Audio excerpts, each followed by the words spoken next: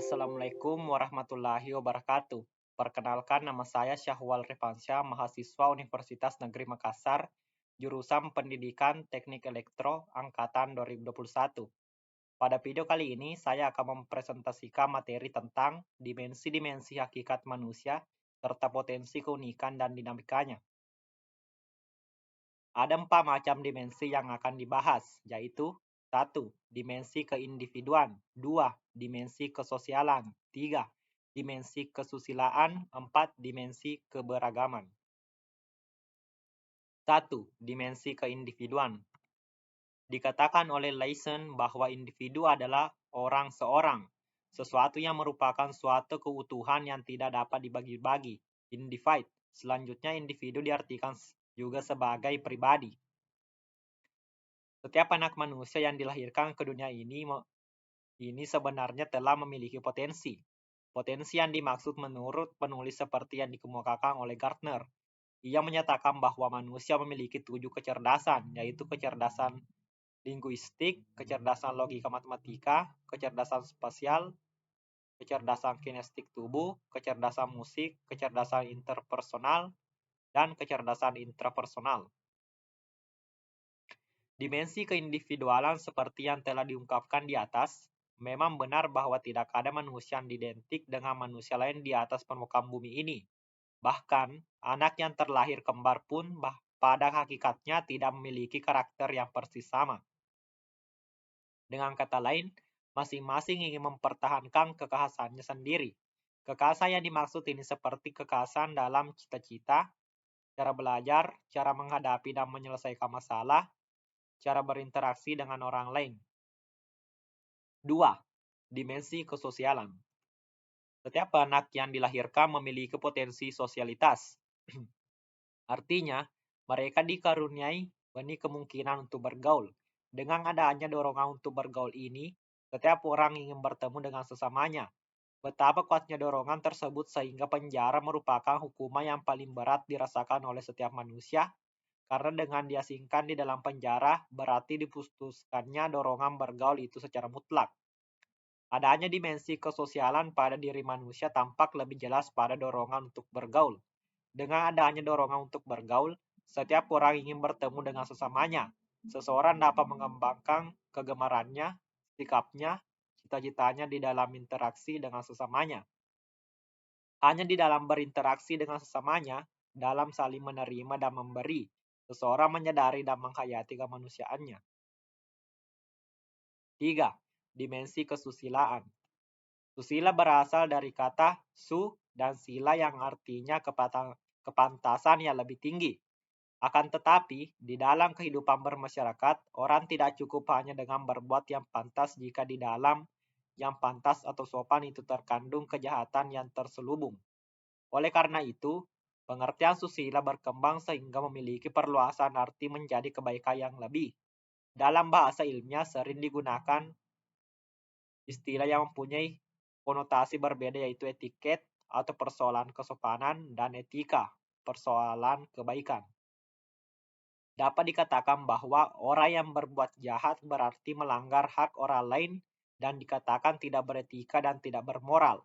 Sedangkan tidak sopan diartikan sebagai tidak beretiket.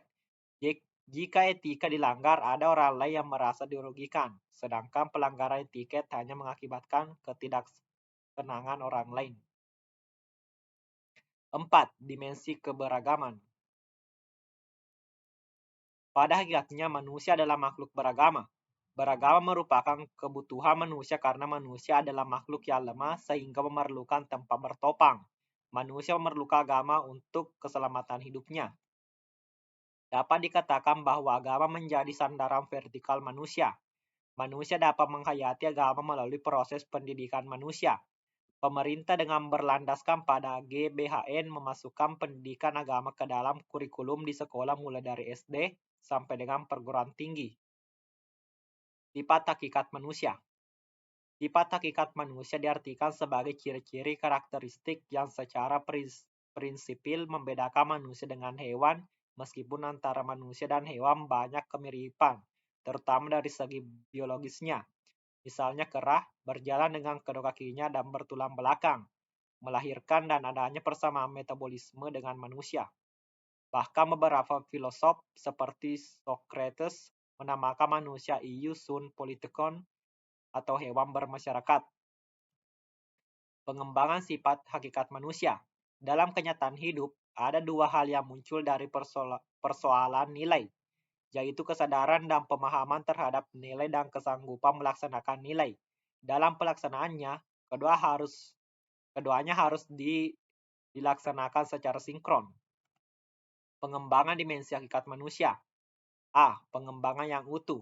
Pengembangan dimensi hakikat manusia ditentukan oleh dua faktor, yaitu kualitas dimensi hakikat manusia itu sendiri secara potensial dan kualitas pendidikan yang disediakan untuk memberikan pelayanan atas perkembangannya. B. Pengembangan yang tidak utuh. Pengembangan yang tidak utuh terhadap dimensi hakikat manusia akan terjadi di dalam proses pengembangan jika ada unsur dimensi hakikat manusia yang terabaikan untuk ditangani. Sosok manusia Indonesia seutuhnya. Pengertian sosok manusia Indonesia seutuhnya ini adalah perpaduan antara aspek jasmani dan rohani, antara dimensi keindividualan, kesosialan, kesusilaan, keberagamaan, antara aspek kognitif, efektif, psikomotor, Tirta Raharja dan Sulo, 2006-25. Pengertian tentang sosok manusia Indonesia seutuhnya ini tampak sejalan dengan fungsi dan tujuan pendidikan nasional, yaitu mengembangkan kemampuan dan membentuk watak serta peradaban bangsa yang bermartabat dalam rangka mencerdaskan kehidupan bangsa. Bertujuan untuk berkembangnya potensi peserta didik agar menjadi manusia yang beriman dan bertakwa kepada Tuhan Yang Maha Esa, berakhlak mulia, sehat berilmu, cakap, kreatif mandiri, dan menjadi warga negara yang demokratis serta bertanggung jawab. Undang-Undang RI Nomor 20 Tahun 2003 tentang Sistem Pendidikan Nasional. Kesimpulan, manusia sangat jelas berbeda dengan hewan. Hal ini dapat dilihat melalui wujud sifat hakikat manusia, yaitu kemampuan menyadari diri, kemampuan bereksistensi, kepemilikan kata hati, moral, tanggung jawab, rasa kebebasan, kewajiban dan hak, kemampuan menghayati kebahagiaan, kemampuan berbahasa. Ditilik dari segi lain, manusia ternyata memiliki dimensi-dimensi yang meliputi dimensi individual, sosial, susila, dan agama. Dalam suatu proses pembelajaran, baik wujud sifat hakikat manusia maupun dimensi-dimensi manusia yang telah dimiliki oleh setiap peserta didik perlu dikembangkan. Tujuannya tentu saja agar mereka lebih tahu eksistensi mereka di atas permukaan bumi ini dan agar mereka lebih tahu bahwa mereka adalah makhluk ciptaan Allah yang pada hakikatnya berbeda dengan makhluk yang lain, sehingga akan terlahir manusia Indonesia seutuhnya seperti yang diinginkan masyarakat, bangsa, dan agama. Itulah tadi presentasi dari saya. Apabila ada kekurangan mohon dimaafkan. Saya akhiri dengan mengucapkan wassalamualaikum warahmatullahi wabarakatuh.